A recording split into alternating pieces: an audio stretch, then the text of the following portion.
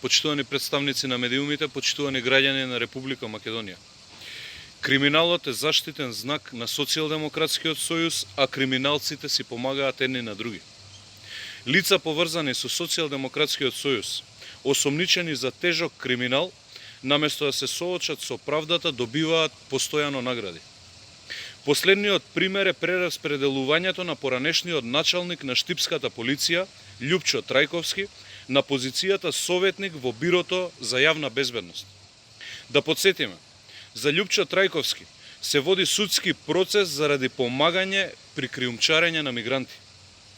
Да биде абсурдот уште поголем, новоназначениот советник Трајковски сега е дел од Бирото за јавна безбедност, кое меѓу другото има надлежност и врз секторот за гранични работи, миграции и криминалистичка полиција.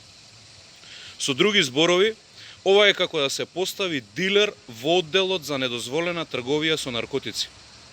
Замислете, за советник во Бирото за јавна безбедност е поставен човек кој според обвинението наплаќал по 200 евра од возило со мигранти и ги известувал криумчарите на кои места биле полициските патроли.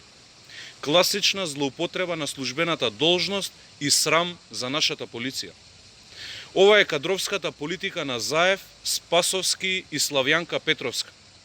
Полицијата наместо заштитник на граѓаните се претвори во соучесник во криминалот. Какви совети ќе му дава осомничениот на директорот на Бирото за јавна безбедност? Дали со унапредувањето на Трајковски му се дава нова можност за криминал?